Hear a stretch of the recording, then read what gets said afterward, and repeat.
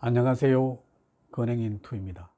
오늘은 조선일보에 게재된 인생 이막 팔자를 고치려면 명심해야 할 8가지 자를 소개해 드리겠습니다.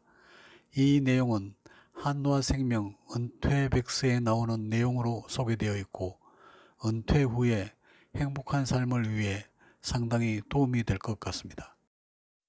팔자는 사람의 한평생 운수를 나타내고 출생한 년, 월, 일시에 따라 팔자가 좋고 나쁨이 달라진다고 합니다. 팔자는 정해진 것이고 운명으로 받아들여진다고 합니다. 그러나 향후 인생 이막의 남은 시간에는 팔자를 고쳐보자고 합니다. 그러면서 인생 이막의 팔자를 고치기 위해 명심해야 할 8가지 자를 소개합니다. 첫째, 자립자. 둘째, 배우자. 셋째, 만들자. 넷째, 걷자. 다섯 번째, 속지 말자. 여섯 번째, 잘 쓰자. 일곱 번째, 연금타자. 마지막 여덟 번째, 되면하자입니다. 그러면 한 개씩 알아보겠습니다. 첫째로 옷을 잘 입자고 합니다. 깨끗하게 옷 잘 입는 것도 경쟁력이라고 합니다. 개성 있는 옷차림도 중요하지만 꾸민 듯 안 꾸민 듯한 자유로움이 좋다고 하고, 내 속에 잠든 나를 깨워보자고 합니다. 둘째, 새로운 것을 배우자고 합니다. 새로운 것을 배워 자신 안에 새로운 것을 발견하고 새로운 즐거움을 찾자고 합니다. 셋째는 나만의 공간을 만들자고 합니다. 타인으로부터 방해를 받지 않고 나만의 놀이 공간을 만들자고 합니다. 아무리 보잘것없는 작은 공간이라도 내가 정말 즐겁고 행복한, 하루 종일 있어도 지겹지 않는 공간이면 된다고 합니다. 넷째는 많이 걷자고 합니다. 틈나는 대로 많이 걷고 힘들면 쉬다가 걷자고 합니다. 그러면 병의 90%는 걷기만 해도 예방될 수 있다고 합니다. 다섯째는 속지 말자고 합니다. 아는 사람이니 잘해주겠지, 전문가는 잘해주겠지 하는 생각을 버려야 한다고 합니다. 아는 사람이 더 무섭다고 합니다.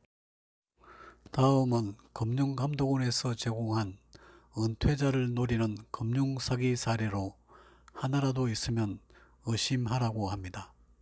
투자자를 모집하면서 높은 수당을 제시하거나 구체적인 성과 없이 유망한 전망만을 제시하거나 리스크 없이 수익만 발생한다고 설명하거나 홈페이지에 회원을 가입해야만 내용을 볼 수 있다거나 본사가 해외에 있어 사업 진행 확인이 어렵다고 설명하거나 사업 설명회에 노인청 위주로 참석하거나 문자와 SNS를 통해 홍보하며 투자를 권유하거나 유사수신 등의 피해자 모임에서 추진하거나 업체명과 다른 명의의 계좌에 입금을 요구하는 경우는 일단 의심해 보아야 한다고 합니다.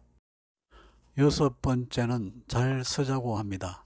자식에게 의존하지 말고 이제까지 모은 재산을 은퇴 후 내 삶을 위해서 쓰고 자녀들에게는 가장 필요할 때만 도움을 주자고 합니다.